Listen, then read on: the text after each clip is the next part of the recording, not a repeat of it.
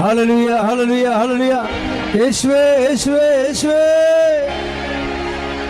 ശക്തിയോടെ സ്തുതിക്കട്ടെ. യേശുവേ സ്തുതിക്കട്ടെ. യേശുവേ എന്ന് വിളിക്കട്ടെ. യേശുവേ യേശുവേ യേശുവേ. യേശുവേ. ഹല്ലേലൂയ ഹല്ലേലൂയ ഹല്ലേലൂയ. ഹല്ലേലൂയ ഹല്ലേലൂയ ഹല്ലേലൂയ ഹല്ലേലൂയ. രോഗപീഠകൾ യേശുവേ യേശുവേ. യേശുവേ യേശുവേ. ഹല്ലേലൂയ ഹല്ലേലൂയ ഹല്ലേലൂയ ഹല്ലേലൂയ ഹല്ലേലൂയ. ഹല്ലേലൂയ സ്തുതിക്കട്ടെ. ഹല്ലേലൂയ ഹല്ലേലൂയ. യേശുവേ. യേശുവേ യേശുവേ യേശുവേ. യേശുവേ യേശുവേ മഹത്വം. യേശുവേ മഹത്വം. യേശുവേ യേശുവേ യേശുവേ. ഹല്ലേലൂയ ഹല്ലേലൂയ ഹല്ലേലൂയ ഹല്ലേലൂയ ഹല്ലേലൂയ ഹല്ലേലൂയ. ഹല്ലേലൂയ ഹല്ലേലൂയ ഹല്ലേലൂയ ഹല്ലേലൂയ ഹല്ലേലൂയ. യേശുവേ യേശുവേ യേശുവേ യേശുവേ. യേശുവേ യേശുവേ. ഹല ഹല ഹല ഹല ഹല ഹല. ഹല്ലേലൂയ ഹല്ലേലൂയ ഹല്ലേലൂയ. സർവ്വജനപദങ്ങളുടെയും കർത്താവിനെ യേശുവേ യേശുവേ. അവിടുത്തെ സ്തുതിക്കുവിൻ. ഹല്ലേലൂയ. രാജാവ് എഴുന്നള്ളി വരുന്നു. യേശുവേ. മഹത്വത്തിന്റെ രാജാവ് എഴുന്നള്ളി വരുന്നു. യേശുവേ. കരങ്ങൾ ഉയർത്തി അവിടുത്തെ സ്തുതിക്കുന്നു. ഹല്ലേലൂയ ഹല്ലേലൂയ ഹല്ലേലൂയ. കടലിന്റെ മീതെ നടന്നവനെ, കാറ്റിനെ ശാസിച്ചവനെ, യേശുവേ ശാസിച്ചവനെ, യേശുവേ. യേശുവേ യേശുവേ. ഹല്ലേലൂയ ഹല്ലേലൂയ ഹല്ലേലൂയ ഹല്ലേലൂയ. യേശുവേ യേശുവേ യേശുവേ. ഹല്ലേലൂയ ഹല്ലേലൂയ ഹല്ലേലൂയ ഹല്ലേലൂയ. യേശുവേ. ഹല്ലേലൂയ.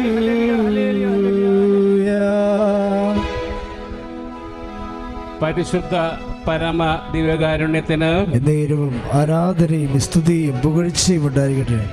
പരിശുദ്ധ പരമ ദിവ്യകാരുണ്യത്തിന് എന്നേരവും ആരാധനയും സ്തുതിയും പുകഴ്ചയും ഉണ്ടായിരിക്കട്ടെ. പരിശുദ്ധ പരമ ദിവ്യകാരുണ്യത്തിന് എന്നേരവും ആരാധനയും സ്തുതിയും പുകഴ്ചയും ഉണ്ടായിരിക്കട്ടെ. തുല്യം ചൊല്ലാൻ ആരുമില്ലേ അങ്ങേപ്പോലെ യേശുവേ. ഉറക്കെ പാടാം. തുല്യം ചൊല്ലാൻ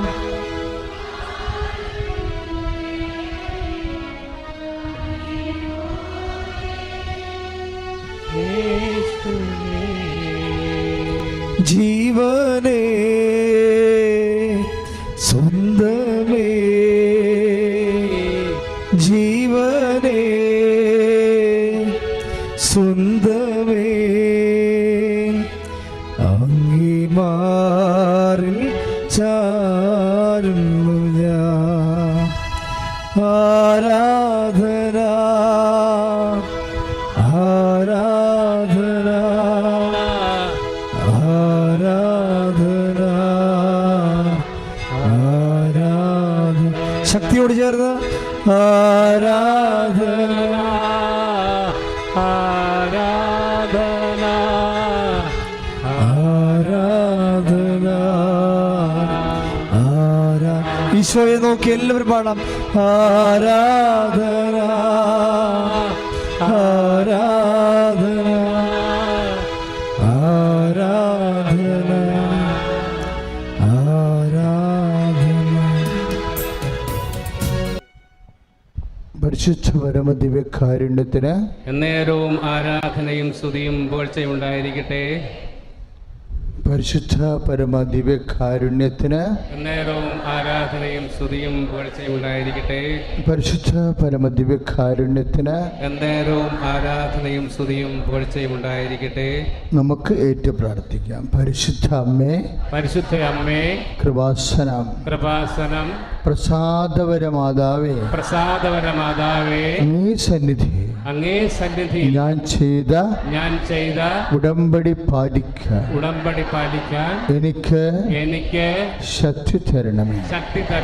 കൃപാസനത്തിലെ മരിയൻ കൃപാഭിഷേക ധ്യാനത്തിൽ പങ്കെടുത്ത് പ്രാർത്ഥിക്കുന്നവരുടെ പ്രാർത്ഥനയോട് ചേർത്ത് എന്റെ ആവശ്യം സാധിച്ചു തരണമേ. ശ്രുതികട ഹല്ലേലൂയ ഹല്ലേലൂയ ഹല്ലേലൂയ ഹല്ലേലൂയ ഹല്ലേലൂയ ഹല്ലേലൂയ ഹല്ലേലൂയ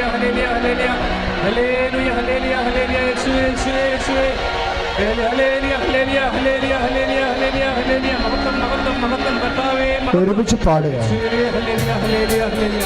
ഏറ്റു പ്രാർത്ഥിക്കുക. പരിശുദ്ധമേ, പരിശുദ്ധയമ്മേ, കൃപാസനം, കൃപാസനം, പ്രസാദപര മാതാവേ, പ്രസാദപര മാതാവേ, അങ്ങേ സന്നിധി അങ്ങേ സന്നിധി ഞങ്ങൾ ചെയ്ത ഉടമ്പടി പാലിക്കാൻ എന്റെ കുടുംബത്തിന് ശക്തി തരണമേ. എല്ലാ ചൊവ്വാഴ്ചകളിലും കൃപാസനത്തിൽ ഉപവാസമെടുത്ത് പ്രാർത്ഥിക്കുന്ന സർവരുടെയും പ്രാർത്ഥനയോട് ചേർത്ത് എന്റെ കുടുംബത്തിന്റെ ആവശ്യം സാധിച്ചു തരണം. ശ്രുതിയുടെ ഹല്ലേലൂയ. ഹല്ലേലൂയ, ഹല്ലേലൂയ, ഹല്ലേലൂയ, ഹല്ലേലൂയ, ഹല്ലേലൂയ, ഹല്ലേലൂയ, ഹല്ലേലൂയ, ഹല്ലേലൂയ. ഹല്ലേലൂയ, ഹല്ലേലൂയ, ഹല്ലേലൂയ. യേശുവേ, യേശുവേ കർത്താവേ, യേശുവേ, യേശുവേ, യേശുവേ, മഹത്വം, മഹത്വം. പരിശുദ്ധ പരമദിവ്യകാരുണ്യത്തിന് നേരവും ആരാധനയും സ്തുതിയും പുകഴ്ചയും ഉണ്ടായിരിക്കട്ടെ.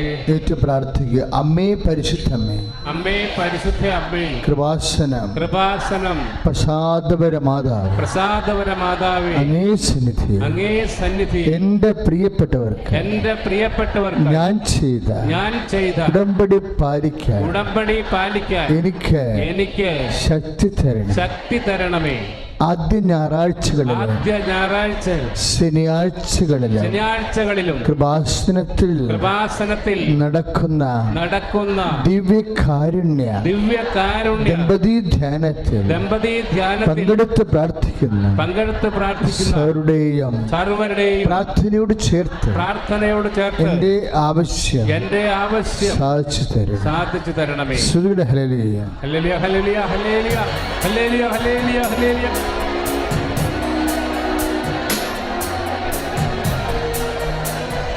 ഹല്ലേലൂയ, ഹല്ലേലൂയ, ഹല്ലേലൂയ, ഹല്ലേലൂയ, ഹല്ലേലൂയ, ഹല്ലേലൂയ, ഹല്ലേലൂയ. സ്തുതിക്കട്ടെ. ഹല്ലേലൂയ, ഹല്ലേലൂയ, ഹല്ലേലൂയ, ഹല്ലേലൂയ, ഹല്ലേലൂയ, ഹല്ലേലൂയ, ഹല്ലേലൂയ, ഹല്ലേലൂയ, ഹല്ലേലൂയ, ഹല്ലേലൂയ. യേശുവേ, യേശുവേ, യേശുവേ.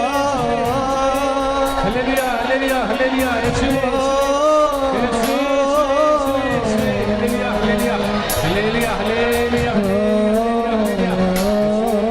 യേശുവേ, യേശുവേ, ദൈവമേ, ആരാധന. യേശുവേ, യേശുവേ,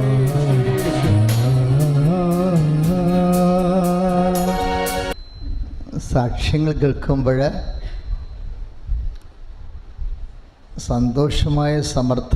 സമൃദ്ധമായ സന്തോഷമാണ് ഉണ്ടാവേണ്ടത്. കാരണം പണ്ടൊക്കെ കൃപാസനത്തിലെ ഉടമ്പടി കാലത്തിന് മുമ്പ് എല്ലാ ആദ്യ ചൊവ്വാഴ്ചകളിലും സാക്ഷ്യമുണ്ടാകുമായിരുന്നു. ഒരു 16 സാക്ഷ്യമൊക്കെ ഉണ്ടാവും. പക്ഷേ അന്നൊക്കെ ഓർത്തിരുന്നത് അതാണ് ഏറ്റവും വലിയ സാക്ഷ്യങ്ങളെന്ന.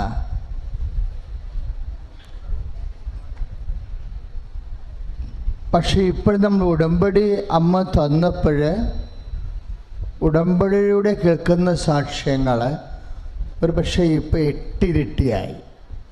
8ാമത് പ്രാർത്ഥനയെന്ന് പറയുമ്പോൾ 8 ഇരട്ടി എന്ന് എൻ്റെ അർത്ഥം. പണ്ട് ഒരു പ്രാർത്ഥനയിലേ ഉണ്ടായിരുന്നുള്ളൂ. ഉടമ്പടിക്ക് മുമ്പ് 2 പ്രാർത്ഥനയുണ്ടായി. ആദ്യ ആഴ്ച മാക്സിമം 1ാമത്തെ ഞായറാഴ്ച ആയിരുന്നുണ്ടായിരുന്നത്. പിന്നെ ഒരു അവസാന കാലമായപ്പോൾ ഒരു 3ാം ചൊവ്വാഴ്ച ചെറിയ സാക്ഷ്യങ്ങളുണ്ടായിരുന്നു. അതാണ് ഇപ്പോൾ 5 കൂടിയിരിക്കുന്നത്. 5 നമ്മൾ കേൾക്കുന്ന സാക്ഷ്യങ്ങളുടെ സാക്ഷ്യമാണ്. അതായത് ആ സാക്ഷ്യം കേട്ടാൽ നമ്മൾക്ക് ഒരു ബ്രീഡിങ് ടെസ്റ്റിമണിയാണ്. ഇത് കേൾക്കുന്നവരിലുമൊക്കെ അതുപോലെ ആ സാക്ഷ്യം ഇങ്ങനെ പ്രവർത്തിക്കും. കാര്യം നമ്മളിപ്പോൾ ദൈവത്തെ ഇങ്ങനെ കണ്ടും കേട്ടും തൊട്ടുമൊക്കെയാണ് ഇപ്പോഴേ കൃപാസനത്തിൽ ഓരോ ദിവസവും കടന്നു പോകുന്നത്. പിന്നെ എനിക്കിപ്പോഴുള്ള പ്രത്യേക സന്തോഷം, പണ്ട് ഇതിൻ്റെ അകത്തായിരുന്നു സാക്ഷ്യം സംഭവിച്ചുകൊണ്ടിരുന്നത്. എപ്പോഴും പ്രാർത്ഥന നടക്കുന്ന സമയത്ത്, ആരാധനയുടെ സമയത്തും. ഇപ്പോഴങ്ങനെയല്ല.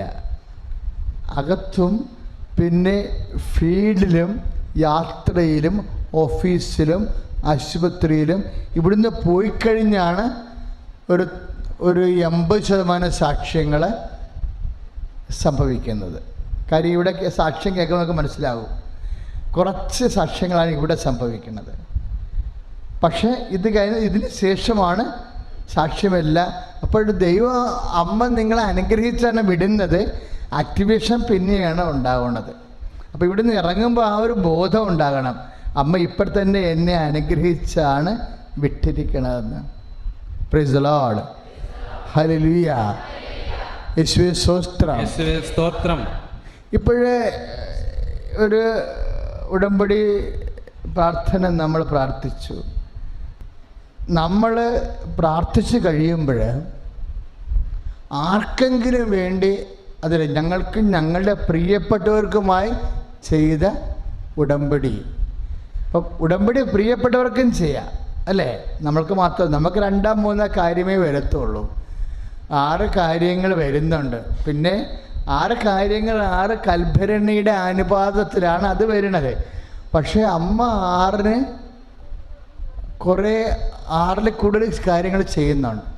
പിന്നെ ചില കാര്യങ്ങളെന്ന് പറയണത് നിങ്ങൾ പറയുന്നതായിരിക്കത്തില്ല പ്രാധാന്യമുള്ള വിഷയം. അതാണ് ഈ ധ്യാനിച്ചാണ് ഉടമ്പടി നമ്മൾ നിബന്ധന വെക്കേണ്ടത്. പലപ്പോഴും നിങ്ങൾ പറയുന്ന വിഷയം ആയിരിക്കത്തില്ല ഒന്നാമതായി ചെയ്യേണ്ട കാര്യം. അവിടെ നമുക്ക് എവിടെയോ ഇത്തിരി കാര്യം. കഴിഞ്ഞ ദിവസങ്ങളിലും ഇതുപോലെ ഒരപ്പച്ചൻ്റെ സാക്ഷ്യം കിടപ്പുണ്ടായി, ഒരു നാട്ടുസാക്ഷ്യം. കാര്യം ലാംഗ്വേജ് ഒന്നുമില്ലാതെ സാധാരണ സ്വാഭാവികമായ നാട്ടുവർത്തമാനത്തിൻ്റെ സ്റ്റൈലിൽ ഒരപ്പച്ചൻ പറഞ്ഞിരിക്കുന്ന വളരെ വിശ്വാസ്യമായ ഒരു സാക്ഷ്യം. അല്ല, അപ്പച്ചൻ പറഞ്ഞത് ഉടമ്പടി ഞാൻ കഴിഞ്ഞു. ഉടമ്പടി കഴിഞ്ഞപ്പോൾ 5 മാസം കഴിഞ്ഞപ്പോഴാണത് പൂർത്തിയാക്കി അച്ഛനെ കണ്ടു എന്ന് പറഞ്ഞു. അച്ഛനെ കാണുന്നത് ഉടമ്പടിയുടെ ഒരു ഭാഗമല്ല ഇനി മുതൽ. കണ്ട നല്ല കാര്യമായിരിക്കാം അത്, പക്ഷേ എന്തെങ്കിലും ഇഷ്യൂസ് ഉണ്ടെങ്കിൽ മാത്രമേ മക്കൾ കാണേണ്ട വിഷയമുള്ളൂ.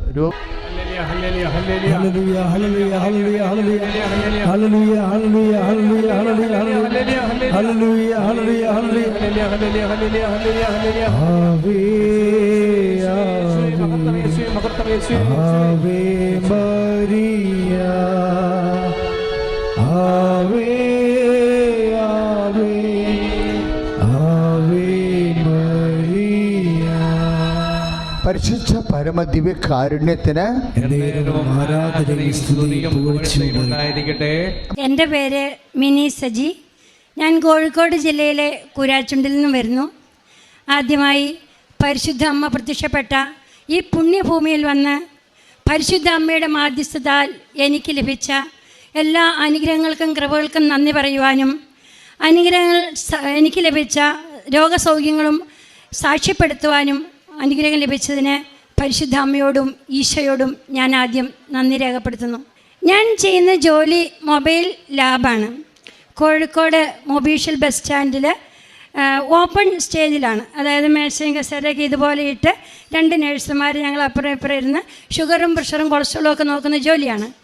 അത് ഹെൽത്ത് ആക്ഷൻ ബൈ പീപ്പിൾ എന്ന ഡോക്ടേഴ്സിൻ്റെ സംഘടനയുടെ കുടുംബശ്രീയുടെ കീഴിലാണ് ഞാൻ വർക്ക് ചെയ്യുന്നത്. എൻ്റെ ജോലി മേഖല ഇതുപോലെ ഒരു പൊതുമിടമായതുകൊണ്ട് തന്നെ ഉടമ്പടിയിലുള്ള എല്ലാ കാര്യങ്ങളും കൃത്യമായി പാലിക്കാനുള്ള സാഹചര്യങ്ങൾ എനിക്ക് അനുവദിച്ച് കിട്ടുകയും ആ സാഹചര്യങ്ങളെ മാക്സിമം ഞാൻ ഉപയോഗപ്പെടുത്തിക്കൊണ്ട് ദൈവകൃപ എന്നിലേക്ക് വരുന്നതിന് ഞാൻ പ്രധാനമായി ശ്രമിക്കുകയും ചെയ്തിട്ടുണ്ട്.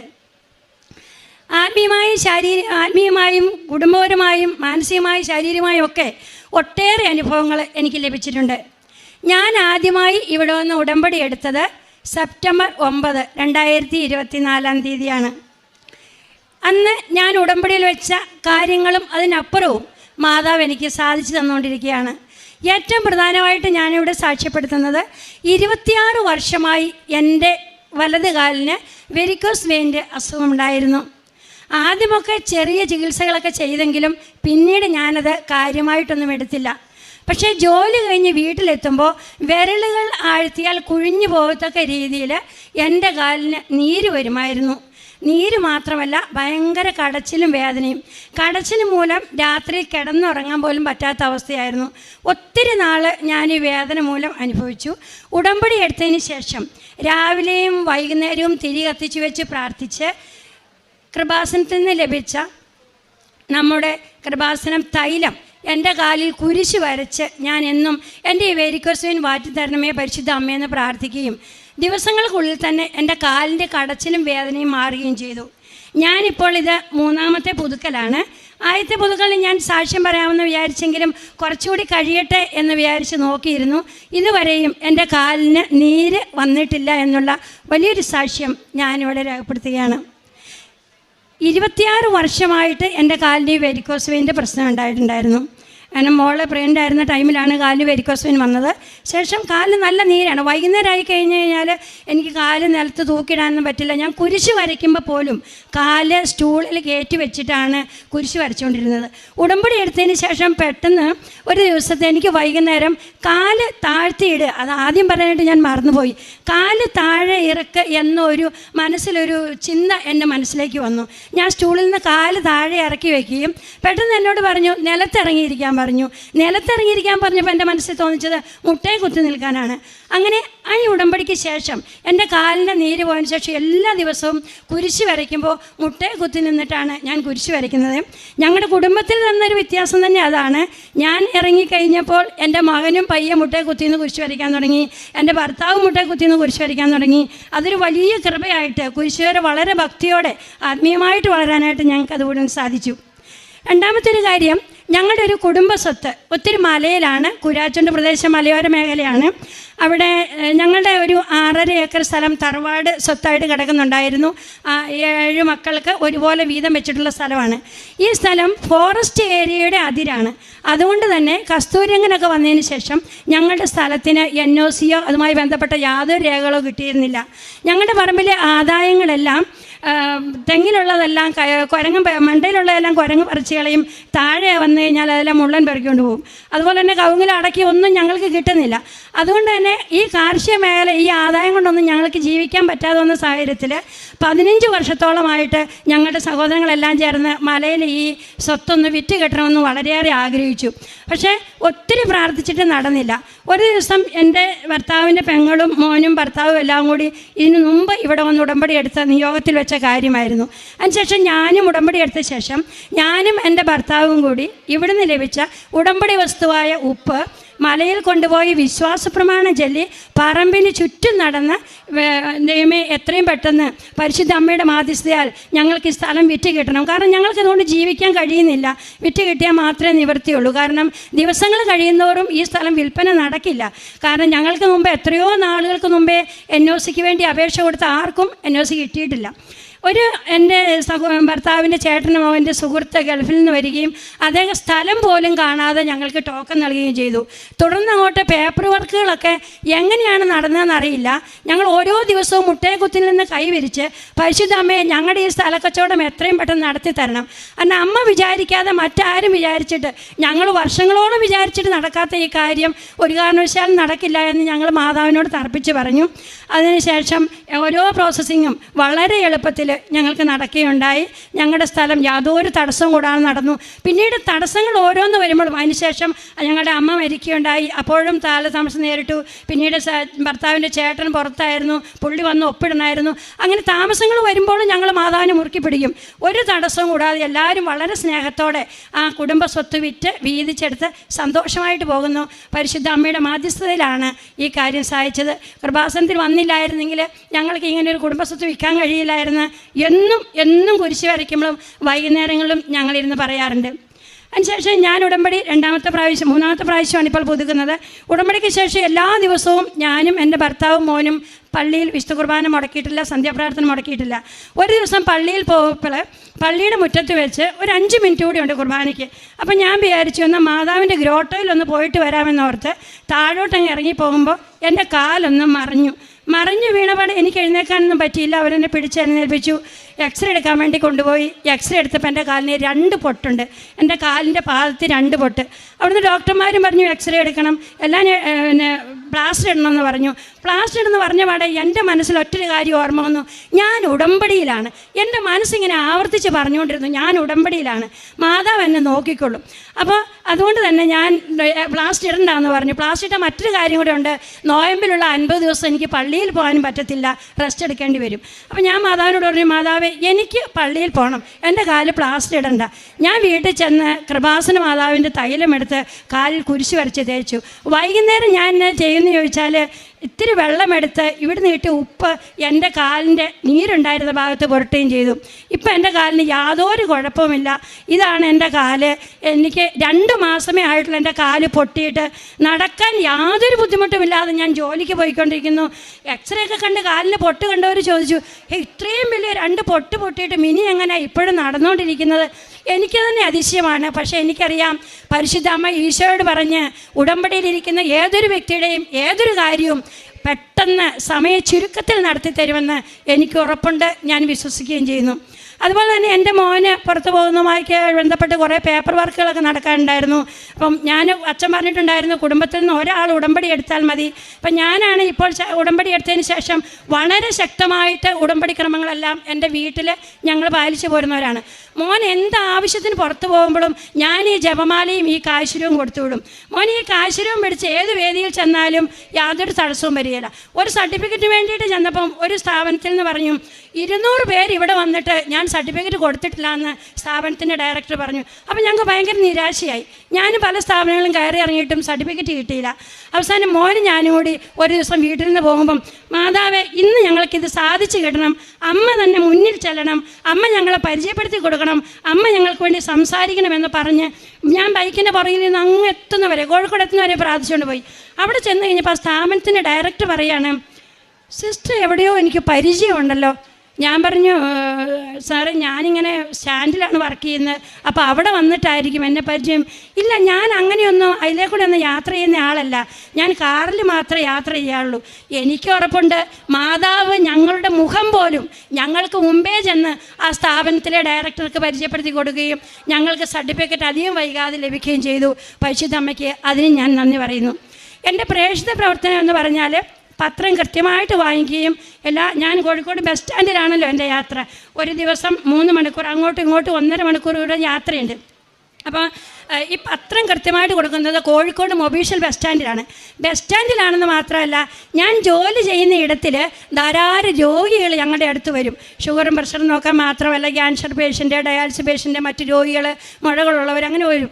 ഈ വരുന്നവരോട് ഞാൻ മേശപ്പുറത്ത് ഈ പത്രം വിരിക്കും. ജോലി തുടങ്ങുന്നതിന് മുമ്പ് തന്നെ മേശപ്പുറത്ത് ഈ പത്രം വയ്ക്കും. ജോസഫച്ചൻ പറയാറുണ്ടല്ലോ, ഈശോയുടെ കരങ്ങളാണ് കൃപാസന പത്രം. അങ്ങനെയാണെങ്കിൽ എൻ്റെ അടുത്ത് ടെസ്റ്റ് ചെയ്യാൻ വരുന്ന ഓരോരുത്തരുടെയും കൈകൾ ഈ ഈശോയുടെ കൈക്കുള്ളിലേക്ക് ഞാൻ വെച്ചു കൊടുക്കും. പിന്നെ മറ്റൊരു സ്വഭാവം എന്നാന്ന് ചോദിച്ചാൽ, ഞാൻ ഈ പ്രഷറിൻ്റെ മെഷീൻ ഓൺ ചെയ്ത് കഴിഞ്ഞാൽ ഉടനെ തന്നെ അതിൻ്റെ റിസൾട്ട് വരുന്ന ടൈം കൊണ്ട്, മാതാവ് ഈ വ്യക്തിക്ക് എന്തൊക്കെ പ്രശ്നങ്ങളുണ്ടോ, എന്തൊക്കെ ബുദ്ധിമുട്ടുകളുണ്ടോ എല്ലാം മാതാവ് മാറ്റി കൊടുക്കണം, അമ്മയോട് സമർപ്പിച്ച് പ്രാർത്ഥിക്കുന്നു എന്ന് പറഞ്ഞുകൊണ്ട് ആ വ്യക്തിക്ക് വേണ്ടി ഞാൻ പ്രാർത്ഥിക്കാറുണ്ട്. ബസ് സ്റ്റാൻഡിൽ എൻ്റെ അടുത്ത് വരുന്ന രോഗികളോട് എനിക്ക് കിട്ടിയ അത്ഭുതങ്ങളെപ്പറ്റി ഞാൻ വാദോരാതെ സംസാരിക്കും. അവർക്ക് കൃപാസന പത്രം കൊടുക്കും. അതുമാത്രമല്ല, ഓട്ടോ തൊഴിലാളികൾക്കും അതുപോലെ മാവൂർ റോഡിലും എരഞ്ഞിപ്പാലത്തു നിന്നൊക്കെ നടന്ന് ഞാനും എൻ്റെ സഹോദരൻ്റെ മോളും കൂടി വെയിൽ കൊണ്ട് നടന്ന് ജാതി മത വ്യത്യാസമില്ലാതെ പത്രം കൊടുത്ത് നടന്നിട്ടുണ്ട്. അമ്മയോട് എത്രമാത്രം അടുത്ത് നിൽക്കുന്നോ അത്രമാത്രം കൃപ അമ്മ എൻ്റെ ജീവിതത്തിൽ തന്നിട്ടുണ്ടെന്ന് എനിക്ക് എണ്ണി പറയാനായിട്ട് സാധിക്കും. അതുപോലെ തന്നെ കാരുണ്യ പ്രവർത്തികൾ എന്ന് പറഞ്ഞാൽ, ഞാൻ ചെയ്യുന്ന ജോലിയിടത്തിൽ വരുന്ന ആളുകൾ ധാരാളം തലകറങ്ങി വീണും അല്ലെങ്കിൽ വഴിക്ക് ആക്സിഡൻറ്റിൽ അല്ലാതെ മറ്റു രോഗങ്ങളാൽ കൈമുറിഞ്ഞ് ബസ്സിൽ ഉള്ള ആൾക്കാരൊക്കെ കൈയെല്ലാം മുറിഞ്ഞ് പൊട്ടി അങ്ങനെയൊക്കെ വരും. അവർക്കെല്ലാവർക്കും എന്ത് സഹായമാണോ വേണ്ടിയത് അപ്പം ചെയ്യാൻ തയ്യാറാണ്. ചിലപ്പോൾ ഞങ്ങളിവിടെ ജോലി ചെയ്യുമ്പോൾ സിസ്റ്ററെ അവിടെ വരുന്ന ഒരാൾ തലയിറങ്ങി വീണ് ഓടിവായോ എന്ന് പറഞ്ഞ് വിളിക്കുമ്പോഴത്തേനും ഒറ്റ സെക്കൻഡിനുള്ളിൽ ചാടി അവിടെ എത്തുക. അങ്ങനെ ഒത്തിരി മക്കളുടെ അമ്മമാരുടെയൊക്കെ അനുഗ്രഹം വാങ്ങിക്കാനുള്ളൊരു ഭാഗ്യം കൂടി എനിക്ക് ലഭിച്ചിട്ടുണ്ട്. ഞാൻ യാത്ര ചെയ്യുമ്പോൾ എൻ്റെ ഇടതും, ഞാൻ 1.5 മണിക്കൂർ 3 മണിക്കൂർ യാത്രയുണ്ടെന്ന് പറഞ്ഞല്ലോ, ഇടതും വലതും ഇരിക്കുന്ന ആളുകളോട് ഞാൻ മാതാവിനെ പറ്റി പറഞ്ഞു തുടങ്ങും. കൃപാസനത്തിൽ പോയിട്ടുണ്ടോ, എനിക്കിങ്ങനെ ഒത്തിരി അത്ഭുതങ്ങൾ വന്നിട്ടുണ്ട്, മാതാവിൻ്റെ സുഗന്ധാഭിഷേകം ലഭിച്ചിട്ടുണ്ട്, അതുപോലെ തന്നെ എനിക്ക് തിരിയിലൊക്കെ ധാരാളം അടയാളങ്ങൾ വന്നിട്ടുണ്ട്, ഞാനിത് കാണിച്ചു കൊടുക്കും. ഇപ്പോൾ പോലെ മോളി ക്ലാസ്സിൽ പോയിരുന്നപ്പോൾ ഞാൻ അടുത്തിരുന്നവരൊക്കെ ഇത് കണ്ടോ, ഇങ്ങനെ പ്രാവ് അല്ലെങ്കിൽ പൂവ് അല്ലെങ്കിൽ തിരുവോസ്തി, ഇതിങ്ങനെ തിരുഹൃദയം, ഇതെല്ലാം തിരിയിൽ തെളിഞ്ഞിട്ട് ധാരാളം കണ്ടിട്ടുണ്ട്. അതിൻ്റെ കുടുംബം മുഴുവൻ കൂടുതൽ വിശ്വാസം വർദ്ധിക്കാൻ വേണ്ടിയിട്ട് തിരിയിൽ വന്ന ഈ അടയാളങ്ങൾ ഒത്തിരി ഉപകാരപ്രദമായിട്ടുണ്ട്. എൻ്റെ കുടുംബജീവിതത്തിലാണെങ്കിലും സന്ധ്യാപ്രാർത്ഥന വളരെ കൃത്യമായി മുന്നോട്ട് പോകാനും, വിശുദ്ധ ബലിയിലൊന്നും എനിക്ക് തോന്നുന്നു ഉടമ്പടി എടുക്കുന്നതിന് മുമ്പ് ഞാൻ ഇത്രയും കൃത്യമായ വിശുദ്ധ കുർബാന കൂടിയിട്ടില്ല. രാവിലെ 6 മണി 6:15 വീട്ടിൽ നിന്ന് ഇറങ്ങിയാൽ ജോലിക്ക് പോയി തിരിച്ച് വന്ന് ആ വഴി തന്നെ ജോലിക്ക് പോവുകയാണ് ചെയ്യുക. അപ്പോൾ ഒരു മടിയില്ല, യാതൊരു ബുദ്ധിമുട്ടുമില്ല. വളരെ കൃത്യമായിട്ട് ഇപ്പോൾ എഴുന്നേറ്റ് എല്ലാ ജോലിയും ചെയ്ത് വിശുദ്ധ കുർബാനയ്ക്ക് പോകാനായിട്ട് അമ്മ അവസരം ഒരുക്കുന്നുണ്ട്. എത്ര വീണിട്ടും കാലിൻ്റെ 2 എല്ല് പൊട്ടിയിട്ടും പരിശുദ്ധ അമ്മ എന്നെ കൈ പിടിച്ച് നടത്തി. ഞാൻ അമ്മയോട് പറഞ്ഞു, ഇനി ഒരിക്കലും ഞാൻ ചട്ടി നടന്നേക്കരുത് അമ്മേ, അങ്ങനെ ഒരു എല്ല് പൊട്ടിയെന്ന് പോലും എനിക്ക് ഓർമ്മയുണ്ടാവരുത്. അങ്ങനെ എൻ്റെ ആത്മീയമായ ജീവിതത്തിലും പിന്നെ കുടുംബപരമായ ജീവിതത്തിലും എല്ലാം ഒത്തിരി കൃപകൾ പരിശുദ്ധ അമ്മ തന്നിട്ടുണ്ട്. പരിശുദ്ധ ഇനിയും പറയാത്തതായ കൊച്ചു ചെറുതും വലുതുമായ ധാരാളം അനുഗ്രഹങ്ങൾ എനിക്കുണ്ട്. സമയം ചുരുക്കുമ്പോൾ ഞാൻ നിർത്തുകയാണ്. ഈ പുണ്യഭൂമിയിൽ വന്ന് പരിശുദ്ധ അമ്മയുടെ മധ്യസ്ഥയാൽ എനിക്ക് സാധിച്ച ഈ വലിയ കൃപകൾ ഇവിടെ എല്ലാവരുടെയും കാങ്കെ പറയാൻ പറ്റിയതിന് ഞാൻ ഒത്തിരി നന്ദി പറയുന്നു. ആ സ്ഥലം വിറ്റത് ഇവിടെ വന്ന് പറയാൻ വൈകിപ്പോയി, ഞാൻ ക്ഷമ ചോദിക്കുന്നു. എല്ലാ കൃപകൾക്കും നന്ദി പറഞ്ഞുകൊണ്ട് ജീവിതകാലം മുഴുവൻ പരിശുദ്ധ അമ്മയോട് ചേർന്ന് ഞാനും എൻ്റെ കുടുംബവും ഉടമ്പടിയിൽ ജീവിക്കുമെന്ന് നിങ്ങളെല്ലാവരും കാങ്കെ പരിശുദ്ധ അമ്മയുടെ മധ്യസ്ഥയാൽ ഈശോയ്ക്ക് ഞാൻ ഉറപ്പ് നൽകുന്നു. ആമീൻ.